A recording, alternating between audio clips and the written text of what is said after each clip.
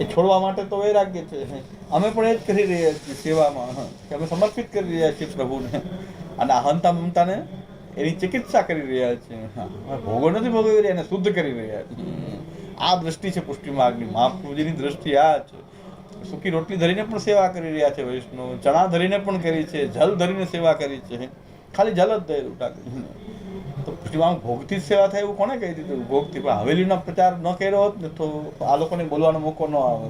પણ બધાએ જોયું શું? પુષ્ટિમાર્ગમાં શું હોય કે હવેલીમાં જોવે શું? આજે કુંવારો છે ને, આજે 56 ભોગ છે, વૈષ્ણવ પ્રસાદ આપો ને, આહા આપો ને, 11 રૂપિયામાં 2 મઠરી. એક જગ્યાએ તો હું બાળકોના ઘરમાં મેં નીચે બોર્ડ વાંચ્યું, વલ્લભકુલ બાળકનું ઘર છે, બોર્ડ વાંચ્યું, અડધી મઠરીના 11 રૂપિયા. કંદોય અડધા નંગનો ભાવ નથી, ક્યાંક 100 ગ્રામનો કે 50 ગ્રામ 100 ગ્રામ મીઠાઈનો ભાવ હોય. આ તો અડધી મઠરી 11 રૂપિયા એમ બોર્ડ નાખ્યું હતું બહાર. તો મઠરીના અડધી મઠરી, આખી પણ નહીં, 11 રૂપિયા. તોય મૂર્ખાઓ મળી જ જાય. 11 રૂપિયા લેવાડે હશે ખરા. વૈષ્ણવ લાઈનમાં લાગે કે લાવો 11 રૂપિયાની મઠરી, અડધી તો અડધી આપો. અડધી વાળા આવી જતા હોય ને, અડધીનું બોર્ડ માર્યું. મેં કીધું આ તો કંદોય પણ કોઈ આવો ભાવ નથી લખતું. એ 50-100 ગ્રામ તો કંઈક આપવાનું, એમાં ભાવ લખ્યો હોય 50-100 ગ્રામનો હોય. અડધી તો એમ કે જાઓ એમને ચાખી લ્યો ને ભાઈ, અડધી શું લેવાનું. એ તો ચખાવામાં દઈ દે. એટલી તો એ એમ કે ભાઈ જાઓ લઈ જાઓ. આમાં ક્યાં ભાવ લેવાનો? આ તો એના કરતા વધી ગયા આપણે તો વિસ્ફોટ થઈ ગયો આ અહંતા મમતાનો, કે અડધી મઠીના 11 રૂપિયા. એટલે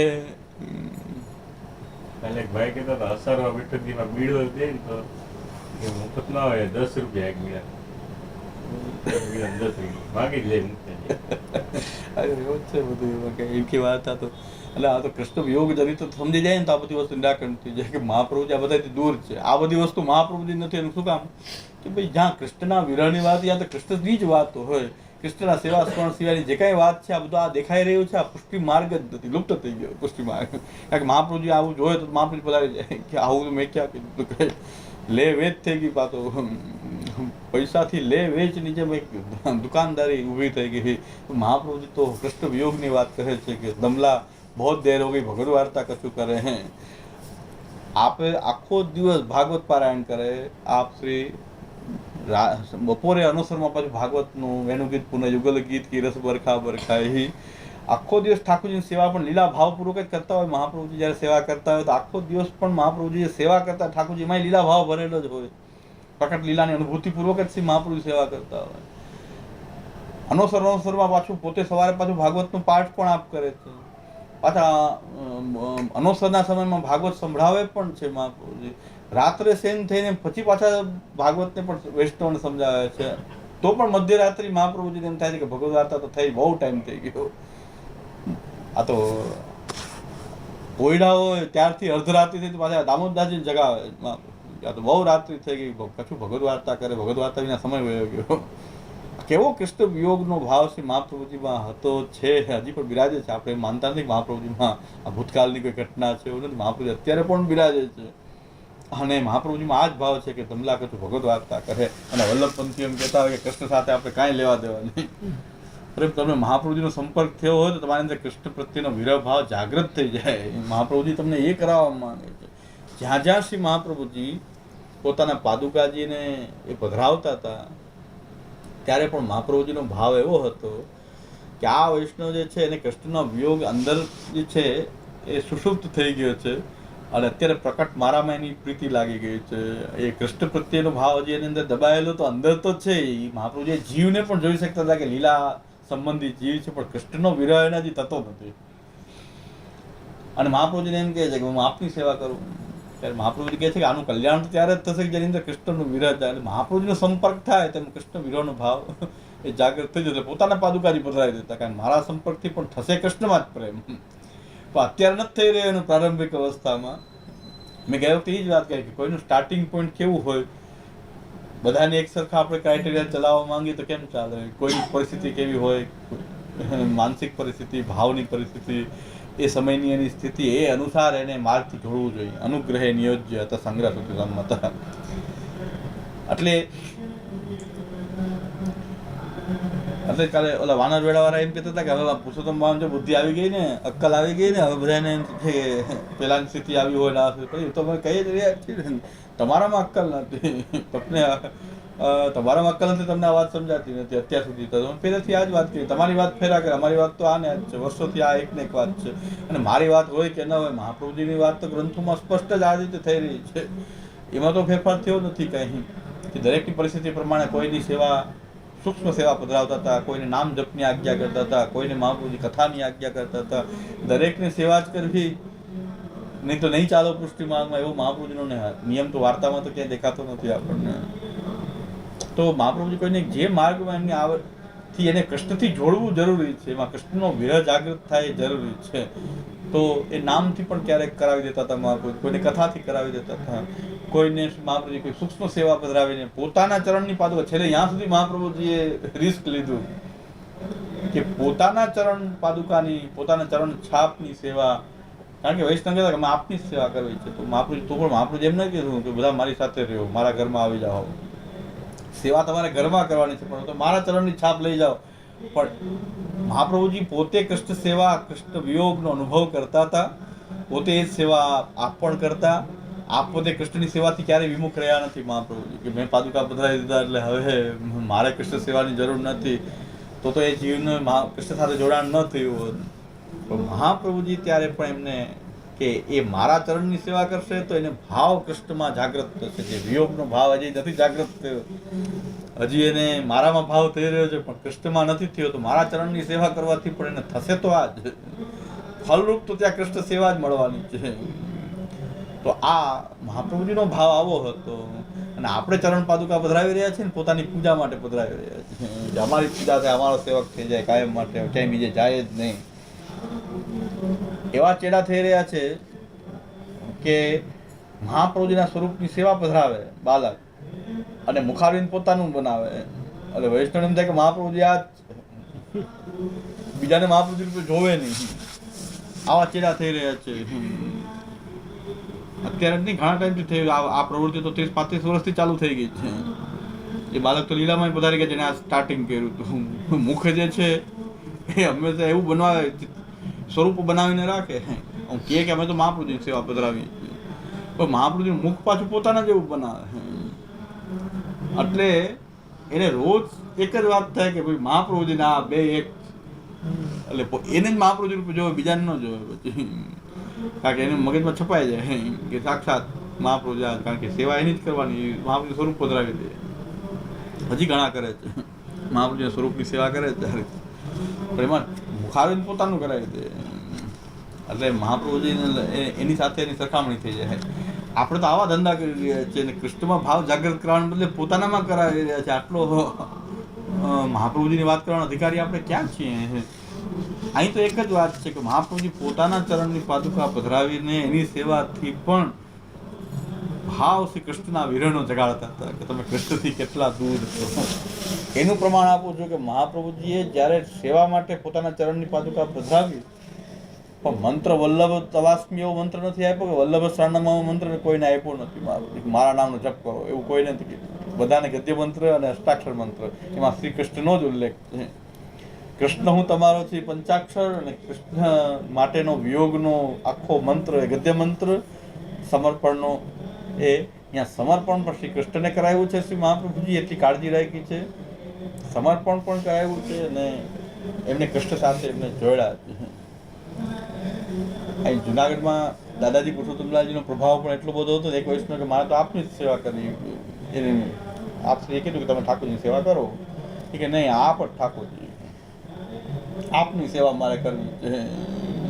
તો પછી ન છૂટકે એ દાદાજી એને પોતાના ચિત્રને કીધું કે તમે કરો, પણ તુલસી ન સમર્પતા કોઈ દિવસ. ગુરુની સેવા થઈ શકે છે પણ તુલસી સમર્પણ કરવાનું નથી મને ક્યારેય. એ રીતે એમને પોતાના ચિત્રની સેવા કરી. પછી એમ કીધું કે તોય કે રાજભોગ તુલસી કેમ સમર્પવા? ઓલા વૈષ્ણવ કીધું તો આપણે તુલસી નહીં સમર્પવા, તો રાજભોગ તુલસી કેમ સમર્પવા સેવામાં? તો પછી કે તો એ દામોદરલાલના પ્રસાદી વસ્ત્રજી પધરાવી દીધા, તુલસી એમને સમર્પવા, અને એની તો વાત આવી ગઈ ને કૃષ્ણ સેવા સાથે જોડી દીધા. પોતાના ચિત્ર સેવા બધાની તુલસી સમર્પણની ના પડે, તુલસી સમર્પણ મને નહીં થઈ શકે. કોઈને વિવશ કરી દીધા કે નહીં આપની આપની સેવા કરું. પણ એ પ્રાચીન માલકોમાં એવો ભાવ હતો કે દામોદરલાલના પ્રસાદી વસ્ત્રથી પધરાવી દીધા, તુલસી એમને સમર્પવા. હા, અને એટલે અને સેવા તો પછી પાછી કૃષ્ણ સેવામાં એ જોડાઈ ગયા કે એ સેવામાં એ બિરાજશે. દામોદરલાલને વસ્ત્ર પધરાવો અને એની સેવા કરો. તો પ્રસાદી વસ્ત્રથી પધરાવી દીધા. હજી પરિવારમાં મૂળ ભોગ ધર્યો અને એ સેવા કરતા રહ્યા. એ માજી લગભગ 60-70 વર્ષ મરજાદ નભાવી હશે. 70 વર્ષ તો એને સેવા કરી હશે પોતે મરજાદ. તો અહીં વાત એ જ હતી કે ભાઈ એટલી પોતાને પુરુષોત્તમ નહોતા માનતા, ગુરુરૂપથી આજ્ઞા કરતા, પણ ભાવ કૃષ્ણમાં જાગૃત થાય એમનો એવો એમનો પ્રયાસ. એટલે એમ કીધું કે આ વસ્ત્રજીને પધરાવો આગળ અને તુલસી ત્યાં સમર્પો. તો થઈ ગઈ વાત, પાછી કૃષ્ણ સેવાની જ વાત આવી ગઈ. તો આટલી ખાલી એટલી વાત પકડી રાખી કે તુલસી નહીં સમર્પી શકાય, એમાં આખો કૃષ્ણ સેવા પાછી આવી ગઈ. કૃષ્ણ સેવા સાથે જોડાઈ ગયા અને હવે એમનો ભાવ જે ગુરુદેવની ચિત્રની સેવા કરવાનો ભાવ તો એ ડાયલ્યુટ થઈ ગયો અને સેવ્ય સ્વરૂપ પાછા ઠાકોરજી થઈ ગયા. એ મહાપ્રભુજી પણ એમ જ કહેવું ગયું. અત્યારે એમનો મારામાં ભાવ થઈ રહ્યો છે, પણ એને જોડવા તો કૃષ્ણ સાથે કોઈ પણ રીતે જોઈએ. તો મહાપ્રભુજીના ચરણ પાદુકાની સેવાથી પણ એમનો કૃષ્ણમાં ભાવ જાગ્રત થતો હતો અને વધતો હતો, કારણ કે મહાપ્રભુજી એ જ ભાવનું સ્વરૂપ છે પોતે. આપણું તો આવું રિસ્ક કરીને મોટાઓ આપણે તો રિસ્ક આવું લેવું ન જોઈએ, લઈ જ ન શકીએ, તો લેવાય નહીં. એટલે પણ એક વસ્તુ નિશ્ચય, હવે દાદાજી પુરુષોત્તમદાસજી પોતાના ચિત્રની સેવા બધાય, શું મારે આ પ્રકાર ચાલુ રાખવો? હવે કોઈ એમ કહે છે કે અમને આપના ભાવ આપનું ચિત્ર પધરાવો, તો અમારે શું આ પરંપરા ચાલુ રાખવી? ભાઈ એમનો હેતુ એવો હતો કે ભાઈ આ કૃષ્ણ સેવાથી આને જોડવાનો, આ રીતે એમનો કંઈક રસ્તો અપનાવ્યો. એ સિદ્ધાંત નહોતો, એ તો ખાલી વચ્ચેનો કોઈક રસ્તો અપનાવ્યો હતો. સિદ્ધાંત કૃષ્ણ સેવાનો એ જ રહ્યો અને એ જ રહેશે. મહાપ્રભુજીના ચરણ પાદુકાની સેવાથી આપણો કૃષ્ણમાં વિરહ રોજ વધે કે કૃષ્ણની સેવા મને ક્યારે પ્રાપ્ત થશે. મહાપ્રભુજીના ચરણ પાદુકાથી પણ કૃષ્ણ વિયોગ જાગ્રત થતો હતો અને એ કૃષ્ણની એકતા પ્રત્યક્ષ સ્વરૂપની સેવામાં ન જોડાય તો ચેતસ્તત્પ્રવણમ, એનું ચિત્ત કૃષ્ણમાં લાગી જતું હતું, માનસી થઈ જતી હતી. આ મહાપ્રભુજીનો આપણા સાનિધ્યનો આવો પ્રભાવ હતો. શ્રી ગુસાઈજીએ તો સર્વોત્તમજીમાં બધું બતાવ્યું છે કે મહાપ્રભુ સાનિધ્ય માતા દત્ત શ્રી કૃષ્ણ પ્રેમ વિમુક્ત. તો કૃષ્ણ પ્રેમનું જ દાન કરે છે મહાપ્રભુજી, પોતાના પ્રેમનું નહીં, પોતાનામાં પ્રેમનું નહીં, પણ કૃષ્ણ પ્રેમનું દાન કરનારા મહાપ્રભુજી છે. એટલે એ અહીં વાર્તામાં પણ સ્પષ્ટ થાય છે કે મહાપ્રભુજી એમ કહે છે કે આ માર્ગમાં ન આવે એટલે કે હું પોતે પણ વિરહનો અનુભવ, અહીં જે આવશે એને અનુભવ થશે, વિરહનો અનુભવ થશે. આપણે પણ મહાપ્રભુજીના માર્ગ ઉપર ચાલશું, મહાપ્રભુજીના ગ્રંથો અને સિદ્ધાંતના આધારે ચાલશું, તો આપણી અંદર પણ આ કૃષ્ણ વિયોગનો ભાવ ચાલશે. એટલે બધા ઉત્પાદ આપણા મટી જશે, આપણા બધા ઉત્પાદો પણ બધા દૂર થઈ જશે, બધા પ્રશ્નો હલ થઈ જશે. એટલે અને કૃષ્ણ વિયોગનો અનુભવ કરશું આપણે, એવો જો અનુભવ કરવા માંડશું તો પછી કોઈ લૌકિક દુઃખનો અનુભવ નહીં થાય કે બધાએ મને છોડી દીધું, મને કોઈ બોલાવતું નથી. કોઈ ન બોલાવે સારું, આપણે તો કૃષ્ણનો શાંતિથી અનુભવ કરીએ છીએ, વિરહનો થાય ને. ન બોલાવે તો સારું, નકર તો એમ થાય કે કોઈ બોલાવતું ના, સિદ્ધાંતમાં ક્યાં અવાઈ ગયું, હવે તો કોઈ બોલાવતું નથી, કોઈ જય શ્રી કૃષ્ણ નથી કરતું, કોઈ આમંત્રણ નથી આપતું. તો હવે ભાઈ એ તો બહુ, અને જો વિરહનો અનુભવ થતો હોય કે આપણે શાંતિથી ઠાકોરજીનું સેવા સ્મરણ કરીએ છીએ, કોઈ ન બોલાવે તો ઠાકોરજીનું સેવા સ્મરણ આપણે શાંતિથી કરી શકશું જો કોઈ બોલાવે નહીં તો. આટલો ફરક પડી જાય કે આ લોકેશનાઓ ને આ બધું જે છે સંસાર દુઃખ છે નિવૃત્તિ થઈ જાય. આ ભાવને આપણે સમજીએ કે ભાઈ કદાચ ન થતું હોય તો મહાપ્રભુજીના ગ્રંથોના પારાયણ કરશું તો પણ આપણી અંદર કૃષ્ણ પ્રેમનો ભાવ જાગૃત થઈ જશે. આપણે સર્વોત્તમજીનો પાઠ કરશું, આપણે 16 ગ્રંથનો પાઠ કરશું, પુરુષોત્તમ સહસ્રનામનો કરશું, ત્રિવિધ નામાવલીનો પાઠ કરશું, જેટલે પણ મહાપ્રભુજીની વાણીનો પાઠ કરશું, આનું ફળ તો એ જ મળશે. આપણી અંદર એ કૃષ્ણ પ્રત્યેનો પ્રેમ જે છે એ જાગૃત થશે. અને એ જાગૃતિ ક્યારે આવશે, વિરહનો ભાવ આપણી અંદર ક્યારે જાગશે કે જ્યારે આપણે એ કૃષ્ણને સમર્પિત થશું. સમર્પિત થવાનો અર્થ શું? ભોગ ધરીને ખાવું નહીં. સમર્પિત થવાનો અર્થ છે કે મારા જીવનનું એ સાફલ્ય, સાર્થકતા શ્રી કૃષ્ણની સેવામાં છે. કૃષ્ણ જ મારા જીવનનું સર્વસ્વ છે. એવો ભાવ આવવો એને સમર્પણ કહેવાય. એવો ભાવ આવ્યો તો પછી કૃષ્ણ દૂર રહેવાથી આપણને કૃષ્ણ માટે જ મારું જીવન છે, એવો ભાવ જેની અંદર આવ્યો એને આપોઆપ કૃષ્ણ વિરહનો અનુભવ થવા, સમર્પણથી વિરહ અનુભૂતિ થાય છે. એટલે મહાપ્રભુજી રહસ્ય કીધું, સિદ્ધાંતમાં એમ કીધું કે સમર્પણ કરો, પણ રહસ્ય એમ કીધું કે એનાથી તમારી અંદર કૃષ્ણ વિયોગ જાગૃત થશે, એ રહસ્ય છે. એ કહેવાનું ન હોય, કહેવાયેલું ન હોય એ જ રહસ્ય હોય ને. સિદ્ધાંતનું રહસ્ય, ગ્રંથનું નામ છે સિદ્ધાંતનું રહસ્ય, પણ એમાં સિદ્ધાંતનું વર્ણન કર્યું, રહસ્યનું વર્ણન કર્યું જ નથી. ગ્રંથનું નામ સિદ્ધાંત રહસ્ય, પણ રહસ્ય શું? એટલે સિદ્ધાંત સિદ્ધાંત બતાવ્યો. રહસ્ય એ છે કે સમર્પિત થશું તો આપણી અંદર કૃષ્ણનો વિયોગ જાગૃત થશે, કે જેના માટે હું સમર્પિત છું એનાથી હું દૂર કેમ છું, એની કથાથી કેમ દૂર છું, એના નામથી કેમ દૂર છું, એના સ્વરૂપથી કેમ હું દૂર છું. અને સ્વરૂપથી જ્યારે દૂર હશું ત્યારે તરત નામ આપણે હું કૃષ્ણ માટે જ છું. આ ધંધામાં બેઠો તો આપણને થાય કે ધંધા માટે નથી, હું કૃષ્ણ માટે જ છું. તો ધંધો કરતા રહીએ, શ્રી કૃષ્ણ શરણમ તો યાદ આવી જાય. તો આપણે તો શ્રી કૃષ્ણ શરણમ તો કમસે કમ કરવું જ જોઈએ. શ્રી કૃષ્ણ શરણમ કરવું જોઈએ. આપણે એમ બધાને મહાપ્રભુજી એમ કીધું નામ જપો, નામ જપો, નામ જપો, એમ કોઈને કીધું. મહાપ્રભુ કે વિરહ જાગૃત આપોઆપ જપશો. વિરહ જાગૃત થશે તમારી અંદર, સમર્પિત થઈને ભગવાન પ્રત્યે તમને કેવું નહીં પડે કે નામ જપો, નામ જપો. તમે કૃષ્ણને યાદ કરવા માંડશો, તમારે કૃષ્ણ નામ, મહાપ્રભુજીની આખી વાત અલગ પ્રકારની છે. તમને કૃષ્ણને સમર્પિત થઈ જશો, તમે કૃષ્ણને કેવું નહીં પડે કે યાદ કરો, તમે આપોઆપ કરવા માંડશો. તો મહાપ્રભુજીના ગ્રંથનો પ્રતાપ એવો છે કે આપણે મહાપ્રભુજીના ગ્રંથનું પારાયણ કરીએ એટલે આપણી અંદર આ ભાવ એ જાગૃત થઈ જાય કે મારે તો ભાઈ મારું જીવન ધંધા માટે નથી, પૈસા માટે નથી, મારું જીવન કૃષ્ણ માટે છે. તો હવે સેવા નહીં તો સ્મરણ કરીએ તો સેવા, એ સતત આપણું આવર્તન ચાલુ રહે. એનાથી મહાપ્રભુ કહે કે મુક્ત થઈ ગયા આપણે. જો આવો ભાવ તમારે સતત ચાલુ રહેતો હોય, બધું વિરહથી થાય છે. કૃષ્ણ વિયોગ જે છે સમર્પિત થવાથી પણ વિરહ જાગૃત થશે. સમર્પિત હશું તો આપણને કૃષ્ણની સ્મૃતિ પણ થયા કરશે. તો સ્મરણ ભજન ચાપીને ત્યાં જેમ થઈ ગયું તો મહાપ્રભુ કીધું તમે મુક્ત થઈ ગયા. તો આ માર્ગનું એક પરમ રહસ્ય જે છે આ વચનામૃતથી, કે ભાઈ મેં તો ના પાડી હતી, આમાં મહાપ્રભુ બધું કહેવાય છે કે આ તો વિરહનો અનુભવ કરવો હોય તો આવો. એટલે હું ના પાડું છું કે બધાને પછી મોજ મજા આવી જશો, પછી મનથાળ શોધશો તો પછી તકલીફ થશે. પાછું એ તમારે ભોગનો અખાડો અહીંયા ઊભો કરશો. તો અહીં કંઈક ને કંઈક બહાનાથી તમે અહીંયા બધું આ ભોગનો અખાડો ઊભો કરી દેશો. એટલે આ આપણા માર્ગનું મૂળ રહસ્ય છે. હવે ગૂઢ વાત પ્રકટ તો મહાપ્રભુજી એમ કહી રહ્યા છે કે હું પણ કૃષ્ણનો વિરહ અનુભવ કરું છું, તમે પણ કરો. તમે મારી સાથે રહીને કૃષ્ણનો વિરહનો અનુભવ કરો. આ માર્ગમાં પણ તમે પણ કૃષ્ણના વિરહનો અનુભવ કરો. આનાથી દૂર કેમ હજારો વર્ષો દૂર રહ્યા, એટલે સેવામાં પણ એવો આનંદ આવે કે હજારો વર્ષ દૂર રહ્યા એની પાસે રહેવા માંડ્યું.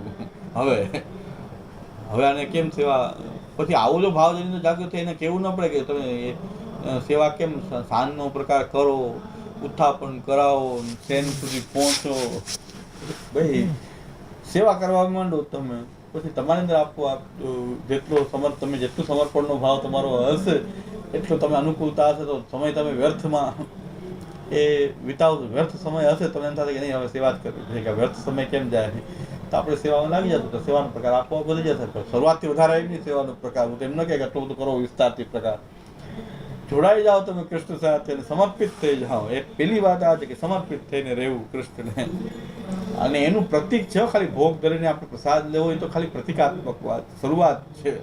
એ પૂરેપૂરું સમર્પણ નથી, પણ એ ઠાકોરજી આરોગ્ય એ જ આપણે લેવું, એ ત્યાંથી આપણી શરૂઆત છે. એ આપણી શરૂઆતનો એ સ્ટેજ છે. એ કાંઈ અંતિમ સમર્પણનો હાઈએસ્ટ સ્ટેજ નથી. તો વિરહની પૂરેપૂરી અનુભૂતિ થવા માંડે પ્રભુના. એ સંયોગ વિપ્રયોગનું ચક્ર ચાલુ થઈ જાય, એવી નિરુદ્ધ અવસ્થા એ સમર્પણનું એ હાઈએસ્ટ સ્ટેજ છે. પણ સમર્પણનું શરૂઆતનું મહાપ્રભુ જેમ આજ્ઞા કરે છે કે કમસે કમ તમે જે દેહનું પોષણ કરી રહ્યા છો એ તો ભગવત પ્રસાદથી જ થાય. ઠાકોરજીને તમે ધરીને એટલી સેવા મહાપ્રભુ બધાને બતાવતા, તું જે કાંઈ લે એ ઠાકોરજીને ભોગ ધરીને લેજે.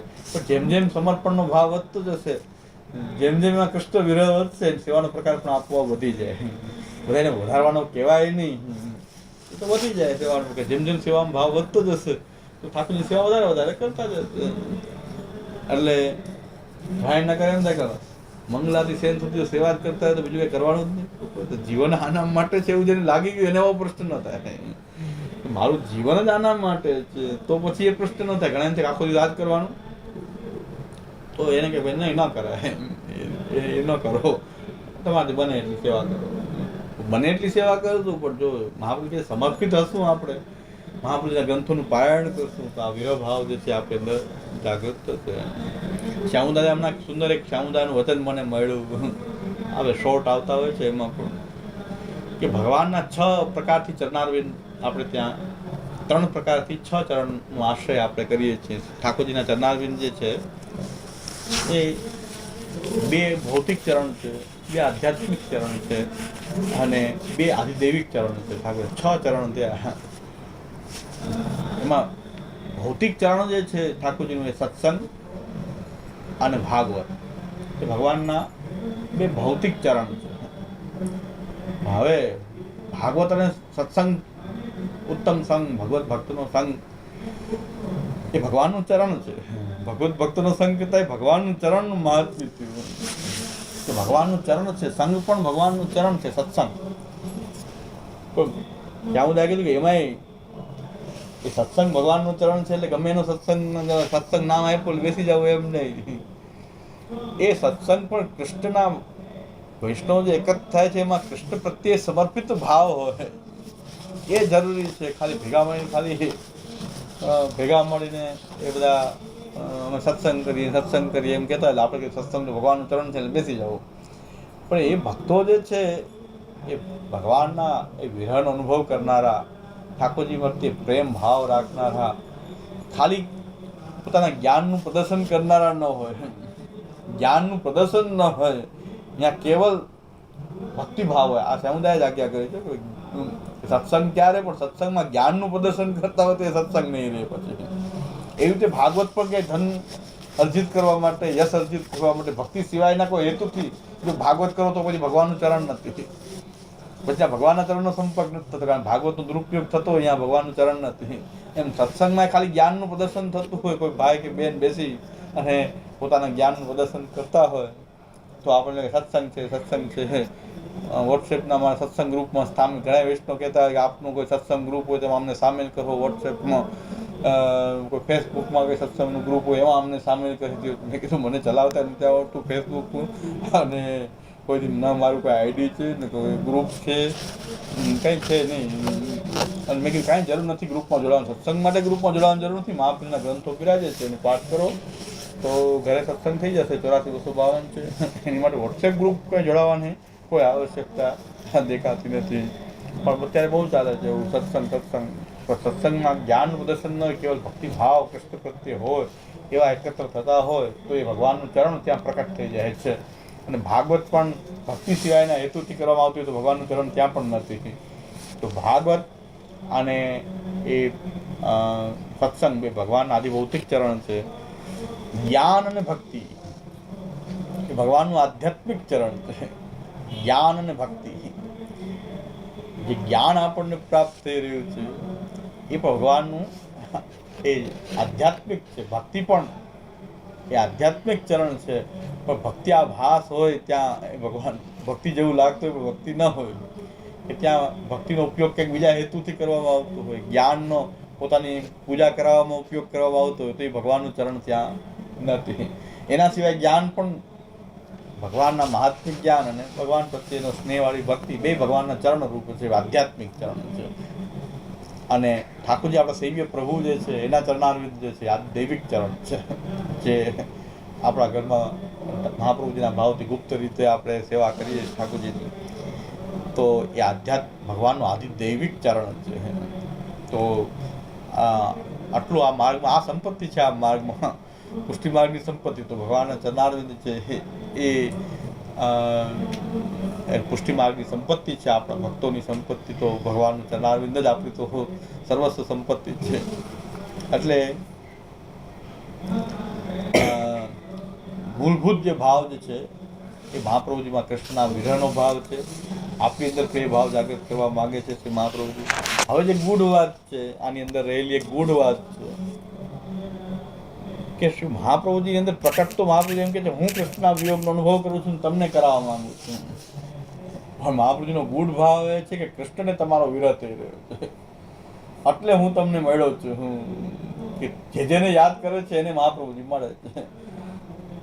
મહાપ્રભુજી કહે છે કે તમારો વિરહ કૃષ્ણને થાય છે કે આ તો ક્યાં ભટકી ગયા, આવતા જ નથી પાછા. જે શ્રીનાથજી નિકુંજના દ્વાર ઉપર ઊભા છે અને બોલાવે છે ભક્તોને. નિકુંજના દ્વાર ઉપર જ છે, અંદર જ પધાર્યા. ત્યાં ભક્તો બધા નિકુંજ વાળા બહાર છે, નહીં તો બધા મગ્ન થઈ ગયા ધંધા દુકાન પૈસા અસ્પતિ ભોગ ને વિલાસ. મને જ ભૂલી ગયા, પણ મને એ બધા યાદ આવે છે. એટલે શ્રીનાથજી નિકુંજના દ્વાર ઉપર થઈને બોલાવે છે કે આવો.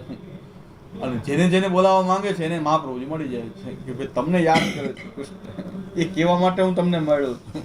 તમે તો જ્યારે તો કે આમ મનોજ મારો કરવા માંડ્યા. હું તો ખાલી યાદી અપાવું છું તમને કે તમે ઘરે ઠાકોરજી પધરાવો ને સેવા કરો. મહાપ્રભુ કહે છે મારું તો આ કાર્ય હતું કે તમને કૃષ્ણ યાદ કરે છે. ત્યાં બધા કહે છે કે શ્રી મહાપ્રભુજીનો આ ગૂઢ ભાવ છે કે કૃષ્ણને તમારો વિરહ થઈ રહ્યો છે, કે હજારો વર્ષો તમે છૂટા પડી ગયા છો તો હવે પાછા તમે કૃષ્ણ પાસે જાઓ. કૃષ્ણને તમારો વિરહ થાય છે, મહાપ્રભુજીનો ગૂઢ ભાવ છે, પ્રકટ ભાવ. મહાપ્રભુ કહે છે મને કૃષ્ણનો વિરહ થઈ રહ્યો છે, તમને પણ થવો જોઈએ.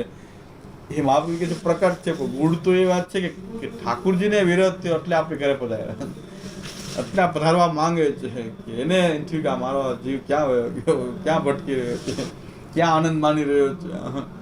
તો આ ગૂઢ ભાવ છે. ત્યાં બધા કે આ મહાપ્રભુજી ક્યાંય પ્રકટ નથી કર્યું. પ્રકટ કર્યો હોત ને તો આપણે સાવ નિશ્ચિંત થઈ જાય કે ભગવાનને વિરોધ થતો તો આપણે હવે ભગવાનને આવું જ પડશે ને મળવા. મને લઈ જાવ વગર શું જ કરો, હવે આનંદ કરો, હવે સેવા કરવાની શું જરૂર છે કે ભગવાનને આપણો વિરોધ થતો તો આપણે તો કેવા મહાન છીએ. હવે ગમે એમ કરીને બોલાવ લઈ જ જશે ને નિકુંજ. ત્યાં બધા કહેતો મહાપ્રભુજી એટલે જ પ્રકટ ન કર્યો, આ ભાવ ગૂઢ જ રાખ્યો. પ્રકટ કરશું પાછા દુરુપયોગ કરશે તો આ બધા સાવ પાછા એનો દુરુપયોગ કે ભગવાનને વિરોધ થતો તો હવે તો એને જરૂર છે, આપણે ક્યાં જરૂર છે, એને આપણી જરૂર છે. પણ જે યથામામ પ્રપદ્યંતે આ એની પુષ્ટિ છે. પણ એવી ભક્તિ આપણી અંદર જાગે, એની પુષ્ટિ એટલી બધી છે કે આપણને યાદ કરે છે. એટલે આપણને શ્રી મહાપ્રભુજી મળ્યા છે. આ મહાપ્રભુજીના અવતાર ચરિત્રનું આ ગૂઢતમ ભાવ છે. આ વાંદરાઓને ક્યાંથી સમજાય, બિચારાઓને દયા આવે છે. વાંદરાઓને આપતી આ વાત ક્યાંથી સમજાય, એને કૃષ્ણ સાથે નાવા નીચવાનો સંબંધ નથી. એ તો મને જે નોટિસ આપી છે એમાં એ લોકો લખે છે, આ વાનરોના ગુરુ, એના બધા વાનર વેળા કરનારા છે એના ગુરુ, એ ગુરુ એમ લખે છે. મને જે નોટિસ આપી એમાં નોટિસમાં એ લખે છે કે અમે જે વૈષ્ણવ માટે સેવાનું આયોજન કરવું, વૈષ્ણવ માટે એના ઠાકોરજીનું એરેન્જમેન્ટ કરવું સેવાનું, એના માટે એમાં ત્યાં આ ટ્રસ્ટ છે. એનું મુખ્ય કાર્ય છે કે વૈષ્ણવ માટે સેવાનું એરેન્જમેન્ટ બધું પોતે કરી દેવું. અને એના 30% એને એ ઠાકુરજીની આવકમાંથી અમને 30% અમને મળે. આ ગુરુ જો એમ કહેતા હોય તો પછી વાંદરાઓ તો હાથમાં રહે કે ગુરુ 30% ઠાકોરજીની દ્રવ્ય ખાઈ જાય છે, 30%. પછી મેં આ વાત પકડી દીધી કે તમે તો તમારા ઓલામાં 30% લખેલું જ છે. પછી એને નોટિસમાં ડિનાય કર્યું જવાબમાં કે ભાઈ બહુ આ બધું ઉભા હતું. એને જવાબમાં કીધું કે ભાઈ અમે 30% જે છે એ ડીડમાં લખેલા છે પણ ક્યારેય લીધા નથી. અમને શું ખબર લીધા એટલે ખોટું છે, લ્યો તો ખોટું છે તો એ પોતે કહી રહ્યા છે. 30% લખાવ્યા શું કામ, એટલે તમે દેવલક્ષ સાબિત થઈ ગયા. આ વાનરોનો જવાબ છે. મને પૂછે છે કે લોકાર્થીનું તો કાંઈક કહેજો, એમ કે છે. ગયા વખતે કોમેન્ટમાં લખે છે વાનરો કે લોકાર્થી પુરાણનું તો કાંઈક કહેજો, પણ તમે તો લોકાર્થીની વ્યાખ્યામાં આવો એમ નથી, તમે તો દેવલક્ષ છો. 30% સીધા તમે તો લખીને એમાંથી લઈ લીધા છે. અને પાછું તમે ડિનાય પણ કર્યું કે અમે લીધા નથી કોઈ દિવસ. એટલે ન લેવાય એવું તો છે, પણ છતાં 30% કોઈ ખબર ન પડે તો લઈ લે. પણ હવે ખબર પડી તમે ક્યાંય ગાવા નથી લીધા, અમે આવું નથી કરતા. પણ તમે ડીડમાં તો લખી નાખ્યું છે 30% અમે એરેન્જમેન્ટ કરવું સેવાનું, અને એમાં તમે બોલે આ મૂર્ખાય. મને કે તમારી મૂર્ખતા તમને ભારે પડશે, પણ તમારી મૂર્ખતા તો પડી ગઈ ભારે, અમારી તો પડશે તો આગળ જોશું. પણ તમારી મૂર્ખતા તો ખુલ્લી પડી ગઈ. એટલે આ વાનરોન બીજી કે મને લોકાર્થીની સ્પષ્ટતા કરી દીધી. લોકાર્થીની સ્પષ્ટતા તમે તો લોકાર્થીની વ્યાખ્યા જે મહાપ્રભુજી કહે છે એમાં તમે આવો એમ નથી. તમે તો જગન્યતમ છો, તમે તો દેવલક છો, ઉપધર્મ કરનારા પાખંડીઓ છો. આ બધું પુરુષોત્તમજી કહે છે ઉપધર્મત્વાત. ઉપધર્મ એટલે અધર્મ, તમે અધર્મી છો. એટલે પાછો મોબાઈલ હાથમાંથી પડી ન જાય ધ્યાન રાખે. એ ગયા વખતે કહેતા કે એવું પ્રવચન થયું કે મારા હાથમાં મોબાઈલ પડી ગયો, મેં પાછો પડી જશે જો છંછેડશો તો. કે તમે જ લોકાર્થીની વ્યાખ્યામાં આવે એમ નથી. જે મહાપ્રભુ જેને લોકાર્થી છે ભજેત કૃષ્ણ કે છે એની વ્યાખ્યામાં તમે નહીં આવો, કારણ કે તમે તો ભગવાનની આવકમાંથી સીધા 30% લેનારા દેવલક સાબિત થઈ ગયા. અને દેવલક જે છે એને તો સ્પર્શ કરીને સવાસામ જલમાં આવશે, એને તો સ્પર્શ કરી અને વસ્ત્ર સહિત સ્નાન કરવું એ બહાર કરવું, ઘરમાં નહીં. આ લોકોને અડીને ઘરે ન જવાય ને આખું ઘર છોવાઈ જાય. બહાર જળાશયમાં નાહી લેવું વસ્ત્ર સહિત અને પછી ઘરમાં પ્રવેશ કરવો. જેમ સુટકીમાં સ્મશાનમાં ગયા હોય ને. તમે લોકાર્થીની શું વાક્ય વાત કરો છો તમે લોકો? તમે તો આ સ્મશાનમાં જેવી રીતે ગયા હોય એવી રીતે તમને અડીને નાવવું પડે. શ્રી મહાપ્રભુજીના મત પ્રમાણે તો લોકાર્થીમાં તમે આવો એમ જ નથી. આ સ્પષ્ટતા કરી દીધી. એને કીધું, મને પૂછ્યું હતું આમાં કોમેન્ટમાં કે લોકાર્થીની સ્પષ્ટતા કરી દો પુરુષોત્તમ ભગવાન, લોકાર્થીનું તો કયો. અરે તમે લોકાર્થી નથી, લોકાર્થી તમારા કરતા સારા છે. તમે તો લોકાર્થી નથી. લોકાર્થી જે મહાપ્રભુજી કહે છે એ પ્રકારના લોકાર્થી તમે નથી. તમે તો નિષિદ્ધ પ્રકારના લોકાર્થી છો. એટલે એટલે પાછું 2-3 મહિના સુધી વાંદરા પાછા બંધ થઈ જાય, સુઈ જશે પાછા. કે તમે છંછેડતો હતો તો તમારું બધું નીકળી પડશે, તમારું બધું રહસ્ય બધું નીકળી પડશે. બીજું એક બહુ સરસ વાત કરી કે તમે જે બધાને ઊભા કર્યા છે ને એમાં 2 નામ આપ્યા, ધવલ ને આશીષ. કે તમે જે ઊભા કર્યા છે ને તમને જ જયારે ડસશે તમારા સાપ ત્યારે તમને ખબર પડશે. અરે મૂર્ખો, આ ધવલભાઈની વાત નથી કરતો, પણ આશીષ શાહે તો પોતે કહી દીધું છે કે બધા બીજા બાળ શ્યામ મનોહરજી અને અમારા લોકોના વિરોધ માટે સૌથી પહેલા હું ઊભો કર્યો ત્યારે દરેક ગોસ્વામી બાળકો એમને સપોર્ટ કરતા હતા. તો તમે ઊભો તો તમે કર્યો હતો. ઊંધું થઈ ગયું. તમારી તો મને મૂર્ખતા કહો છો ને, પણ તમે અમે તો એને કંઈ ઊભું કરેલું નથી. અમારે જે બોલવું તમે જ બોલી દઈએ. કોઈને બેસાડીને કે બોલાવતા નથી કોઈની પાસે, કે ધવલભાઈની પાછળ અમે એમ કંઈ એને બોલાવતા નથી. એની રીતે કરે છે કાર્ય બધાએ. અમારે ત્યાં સિદ્ધાંત પક્ષમાં આ વાનરો સમજી લે કે સિદ્ધાંત પક્ષમાં હમણાં અમારી કોઈ ભૂલ કરે, અમારી ભૂલ હોય તો અમારા વૈષ્ણવ અમને કહી શકે એટલા સક્ષમ અમે એ મહાપ્રભુજીના ગ્રંથો ભણીને એટલા સક્ષમ અમારા ગુરુએ બધાને બનાવ્યા છે કે અમારી ભૂલ પણ એ નિર્દેશ કરી શકે. તમારા તો મૂર્ખાઓને ખબર જ નથી કે શું સાચું શું ખોટું, શું મહાપ્રભુજીનો ગ્રંથ છે એની ખબર નથી. અમારે ત્યાં તો ગ્રંથની ચર્ચા થાય છે, પરસ્પર સંવાદ થાય છે. અમારા પર્સનલ પૂજા કરતા મહાપ્રભુનો સિદ્ધાંત મોટો છે એ સાબિત થાય. અમારી ભૂલ અમારા જો વૈષ્ણવ બતાવતા હોય તો એમાં તો અમારો વૈભવ છે. આ તો આપણો વૈભવ છે કે અમારી મહાપ્રભુજીના સિદ્ધાંતની મહત્તા અમારા વ્યક્તિગત પૂજા કરતા મોટી માનીએ છીએ અમે.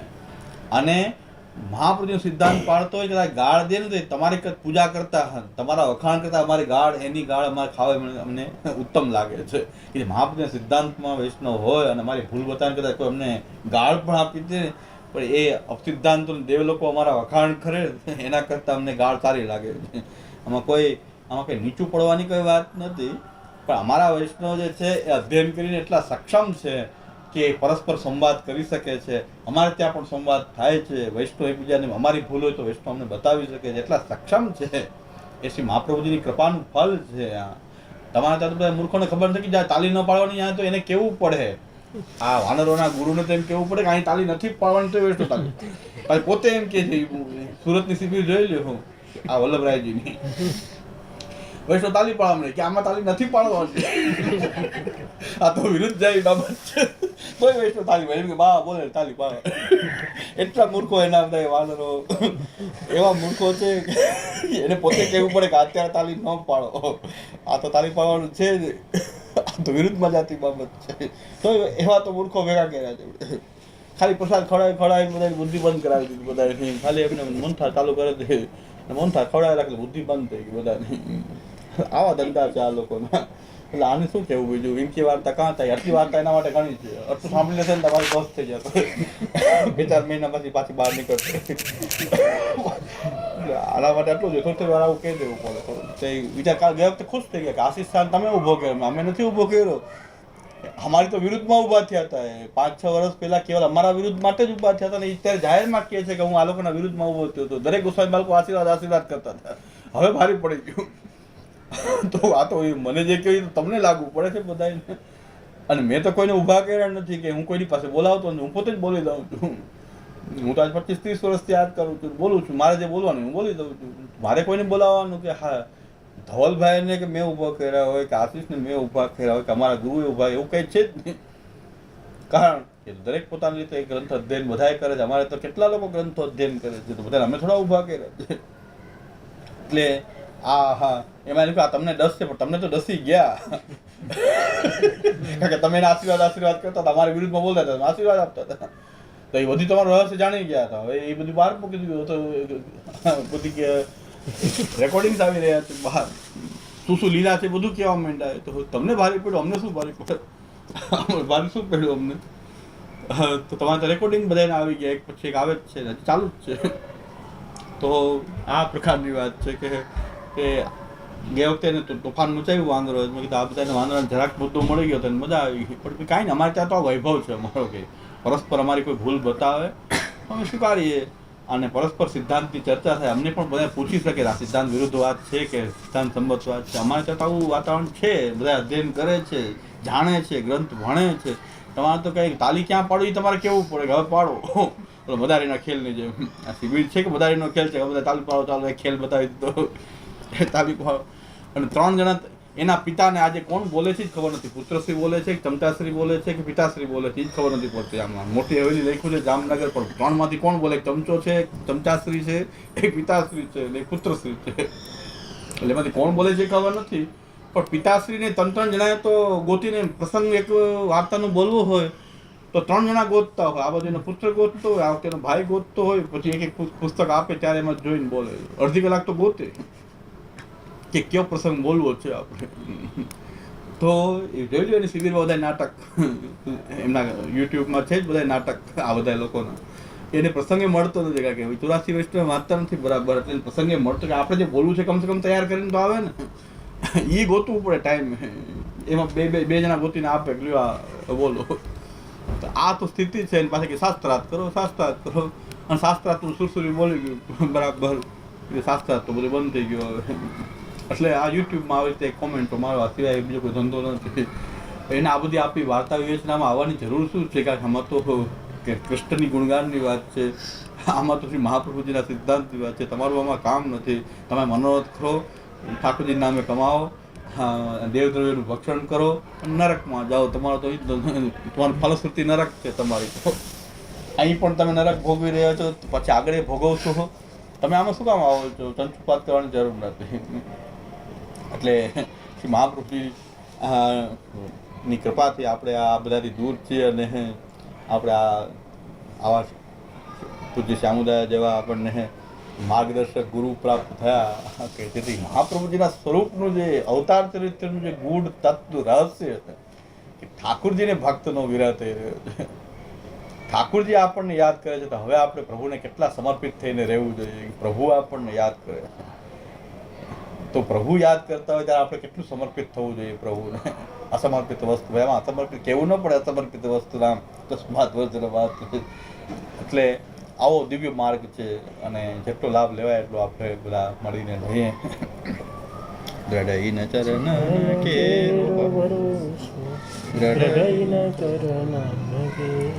શ્રી વલ્લભ ચંદ્ર ચટાબિન સહજ અંધેરો સાધન નહીં આંખલી જાસુ सूर्य का कहे विविधयाधरो बिना मोल को चेरो भरोसो हृदय चरण चेरो भरोसो